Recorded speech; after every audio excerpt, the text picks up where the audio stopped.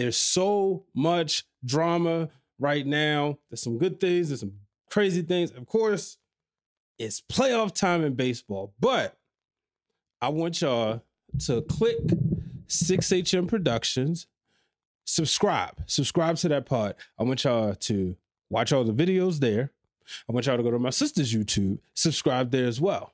So let's get ready after this message. I'm excited to talk more about my background. Also worked in so many places of media, which you will find out more. Two friends who like wrestling, that talk about wrestling, to now let's start a podcast. And you know, Grassroots style, the way me and Brian have done it, every opportunity is an opportunity. Kind of makes me want to step my game up a little bit more just because the space is so oversaturated. Anyone can start a podcast. I live in New York City, so there's, opportunity everywhere in New York. Like, everyone's doing something. You go to a bar for happy hour, the bartender has a business. And you apply that same strategy to network. You being very intentional. Find your why. What's the reason? Then do it. Podcasting allowed me to break out of my comfort zone, to break out of my shell. This is 6HM Productions.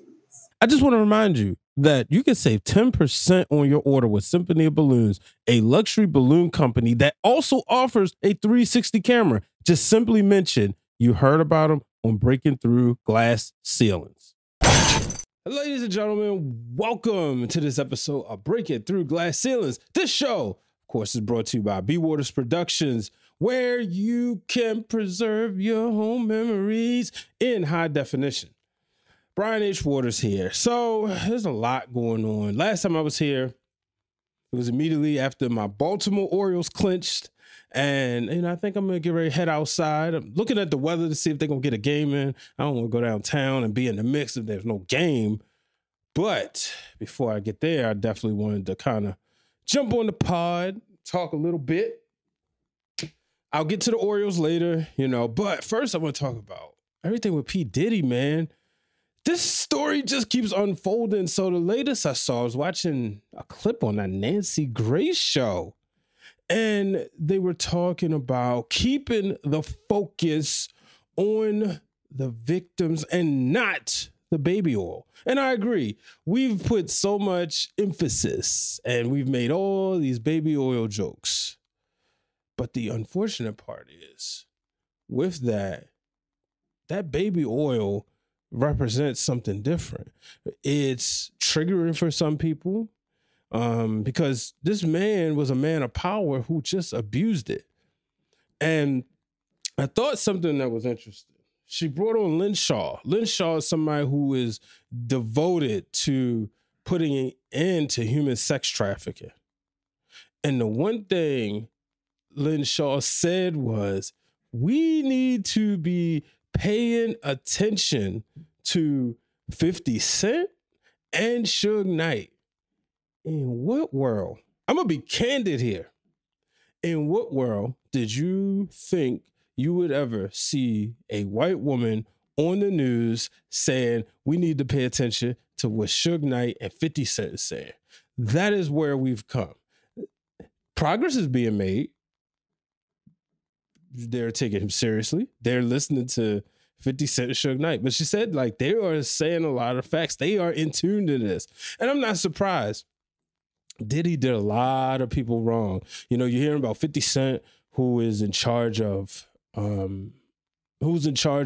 really putting this documentary that's supposed to come forth. Now, I watched The Fall of Diddy on Tubi. It was very interesting, but to me, it was like a lot of clips, a lot of news clips. Some stuff I had heard before, but now seeing more information that's coming out, man. And like I said, Diddy is in trouble. I don't see, they say he's been taken off suicide watch, but they say he's not eating. He misses his private chef. He thinks people are going to poison him. Now, that's when you've done somebody wrong. When you think they're going to poison you in jail, that means somebody who's been connected to this person, who's been connected to that person, that can all the way get to the hands that prepared your meal. And I would say pray over your food, but man, it seemed like Diddy believed in his head that he was God. And his hands are tied now. So it's just it's so sad You know, the Vince McMahon documentary came out, and you can go to Those Wrestling Girls to see me and Queen PR's review on that. Episodes 1, 2, and 3 are out as I record, but episodes 4, 5, and 6 will be out shortly. But you see that review, and you'll hear us talk about like Diddy, Mr. McMahon, Vince McMahon, the same person, but somebody who should have been celebrated, right? When you look at the documentary, you can see why in the beginning, first 4 episodes, why he should be celebrated. Diddy should be the same way. If he wasn't such a creep, if he wasn't, such a backstabber, you would have people celebrating him for the launch of so many careers, for the launch of so much, having his hand in so much good music. Unfortunately, that's not the case. So I'm gonna be honest with you. I'm not even gonna say well wishes. I'm gonna say you get what you got coming to you.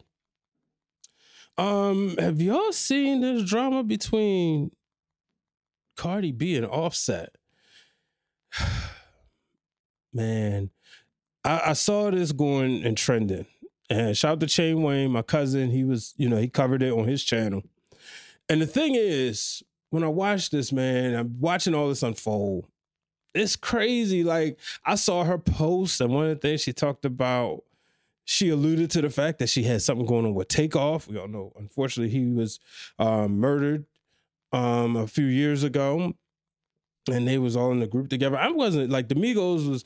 I got like this. I ain't gonna say love-hate relationship with rap music and hip hop. I have this in and out relationship, right?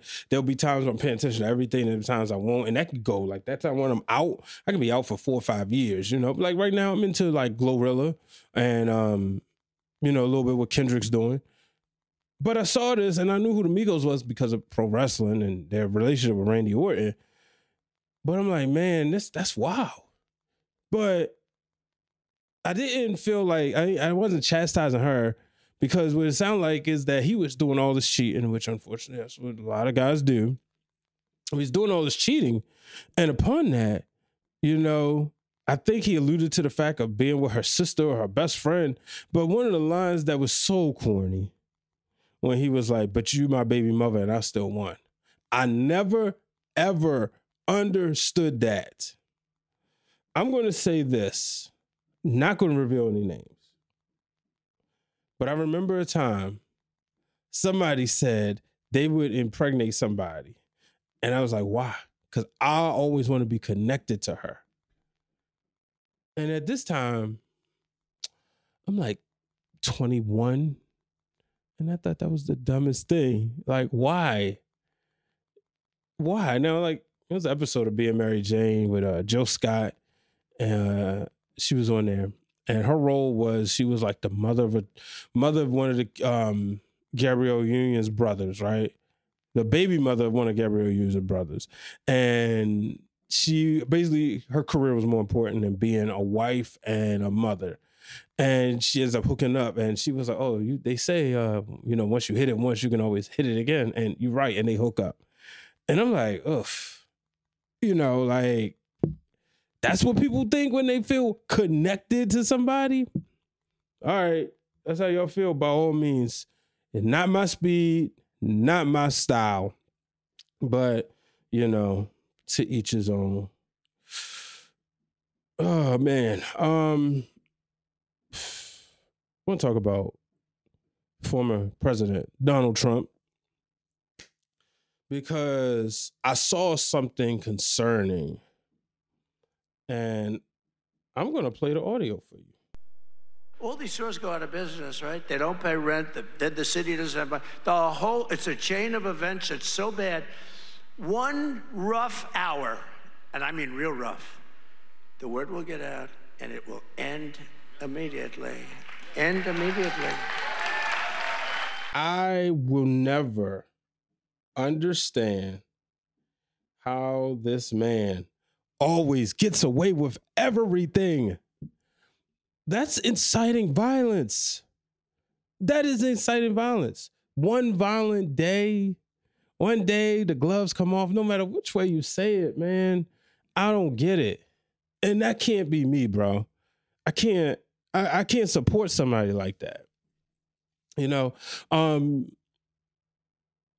will never understand that. And I'm thinking, like, if Vice President Kamala Harris said that, if maybe even Robert F. Kennedy, I don't know. No, let's stick with women. If Sarah Palin said that, she's a Republican, so I'm being fair. If Sarah Palin said that, all hell would have broke loose. But this dude be saying anything. So I just don't know, man. I don't get it. I thought that was ridiculous. I thought it was. And then there was a black guy on CNN defending it. Shame on you, man. I'm not even going to call you brother. And not even brother in the word of black, because I have a lot of white people I call brother because they make me feel like a brother and I make them feel like a brother. Like it's a love there.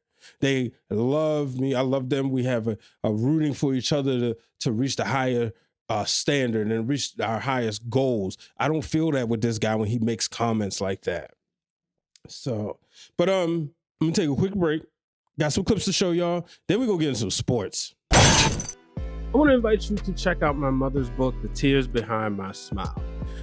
This book is a tribute to my uncle, but it's about not only celebrating his life, but it's also a reminder of how family and true love can endure even in the face of life's greatest challenges. So make sure you check out this book. You can find it on Amazon. The link is in the bio. The Tears Behind My Smile by Robin Waters. Welcome back to Where WWE Meets Pop Culture, and it is me, Queen PR. We get into all of this past week's wrestling and pop culture news, all the top rope tea. Thank you for blessing us with these photos of you that's dressed honey boo, phew, with the hot emoji. I can say, she said hi, I said hi, and I was like, oh my God, that engagement was crazy. And it was just such an easy opening. And she was like, right? So she also wore a Fashion Nova dress, but the way it hugged her, I'm like, yes, queen with some Steve Madden heels. Shout out to my millennials if y'all know about the Steve Madden. Deep purple. And these are one of those occasions where like the whole look works, because even I feel like the beard even goes with the look. Like, it seems random at first, but then it kind of makes all the sense in the world. And I wouldn't be surprised if this is not the first time this happened.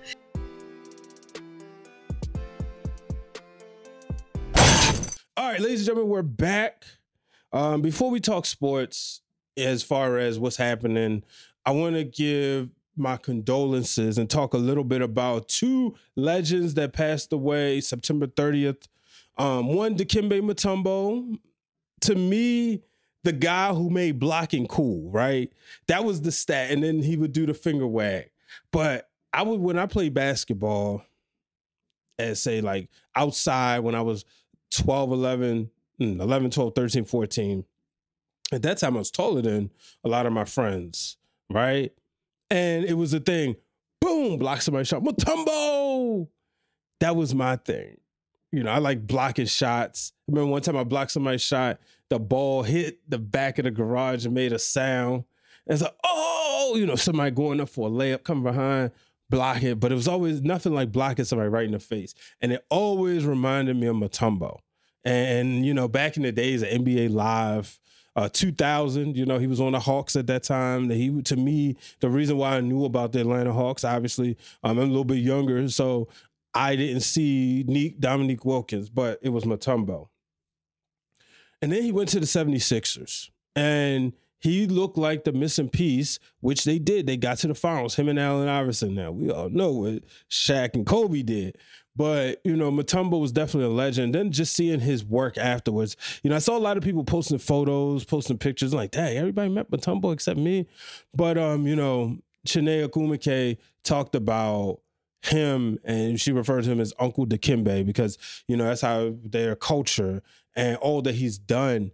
And, I love seeing the outpouring of love and celebration. When I learned he had a brain tumor a couple years ago, I was like, oh man, I really hope, he can fight through that, because he was only 58, and it definitely sucks. But I love seeing the world of sports outpour the love for him. For me, I think probably the first African-born superstar I can remember. Well, him and Hakeem Olajuwon, and I might be wrong. I'm probably going to go back and look at something like, oh, yeah, duh. But, you know, they were icons. Him and Hakeem, they were icons. So it's unfortunate. But I'm glad that the NBA was blessed with a Dikembe Mutombo. Another legend died. Complicated life, complicated situation. But it's the legend Pete Rose, the hits leader. Charlie Hustle. Pete Rose is a WWE Hall of Famer, for those who did not know. The thing about Pete Rose what made things so complicated because he was a gambler. And to this day, well, till yesterday, he always said he never betted on games that he played in. He would be banned from baseball for life. Unfortunately, he never made it to the Baseball Hall of Fame. I think it's ridiculous. To me, he didn't cheat the game. I know what you're saying, if he betted on his games, whatever, right? But the way he played the game, the guy who would hit a ground ball, and it would almost be like an obvious out, he still ran hard, right? Most of the time, you see a routine ground ball is what they call it, right? If it's a slow roll or fast, quick roll to the third or right back to the pitcher, you see guys jogging. It's like, okay, I'm about to get out anyway. What's the point? Not Pete Rose. And, there's other allegations and stuff there that's unfortunate. I don't know all the details, but I will say that you cannot tell the history of baseball. Like Stephen A. Smith said, there are murderers in the Hall of Fame. You had a lot of racists in the Hall of Fame, but there's people that these nerdy baseball writers that can't swing a bat, because I'll tell anybody, I've thrown a football. I've shot a basket. Now, have I thrown a football 50 yards? No, but I've thrown enough for a first down. Made a basket enough for 2 points. Hitting a baseball at 80 miles an hour is hard, let alone 90, 95 on a regular basis. I remember one time I went in the cage and I tried and I was like, whoa. It was like a 70. I think I wasted all the timing or whatever. Hitting a baseball is hard. And Adam Jones used to always say, I can play your sport. You can't play mine. So when you got people like these nerds that's in the Hall of Fame and they casting their ballots and they're keeping guys like Pete Rose, Roger Clemens, Barry Bonds, Sammy Sosa, Mark McGwire, you're keeping them out of the Hall of Fame, but baseball benefited on their records. Baseball benefited on what they did. That just makes no sense to me at all. And speaking of people who are talking about stuff they have no idea about, Lamar Jackson, he not here for the haters. I was on Instagram and they was talking about the Ravens. Ravens just demolished the Bills the other day. And one of the things it was like, oh, Lamar Jackson said to the guy, somebody said, get rid of Andrews. And he put STFU. And that's the thing, man. People get on these social media platforms. All last week around this time, oh, the Ravens, this Josh Allen is better and this, that, and the other. The whole crew at FS1, all they did was talk about how much better of a quarterback Josh Allen was than Lamar Jackson. I know Lamar Jackson doesn't play defense, but he does see that defense in practice. And he went out there, him and King Henry, Derrick Henry, shredded the Bills. I mean, they had them on skates. They was running up and down.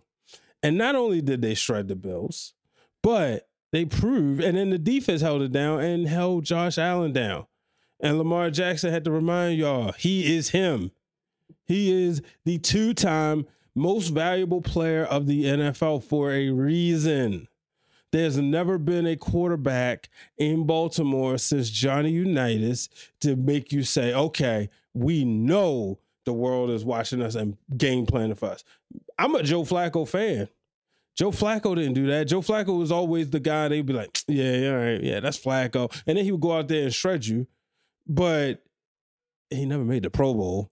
So, and I know one of the years was by choice, but Lamar Jackson, is he the most accomplished Ravens quarterback? Not just yet. He's the greatest Ravens quarterback. But we all know it's about the Lombardi, and he will bring a Lombardi trophy back to Baltimore. Until then, he's going to keep silencing the haters. Did y'all see LeBron James say he has a lot left in the tank? And I think the Olympics proved that. He went out there, him, Steph, and KD, just a moment all summer. And now we got basketball season coming up. So what's going to happen? I know I'm excited about it. As a Laker fan, medium expectations. I would love to see LeBron James and Bronny James win a championship together. How cool would that be, right? I know that's the story, LeBron and Bronny, right? That's like the satisfaction. But we all know it's about winning titles. You got two superstars on your team, LeBron James and Anthony Davis. You got to do something. You got to get to the conference finals. I know there's the teams, the Nuggets, the Clippers, the Warriors, the Suns, the Mavericks. No, the Wolves.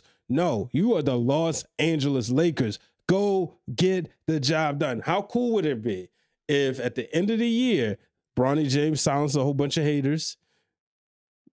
Maybe he was being a ringer, no pun intended, all this time, and then boom, he wins Rookie of the Year. Anything can happen. We shall see. My man Draymond Green, man. People out there always coming for Draymond.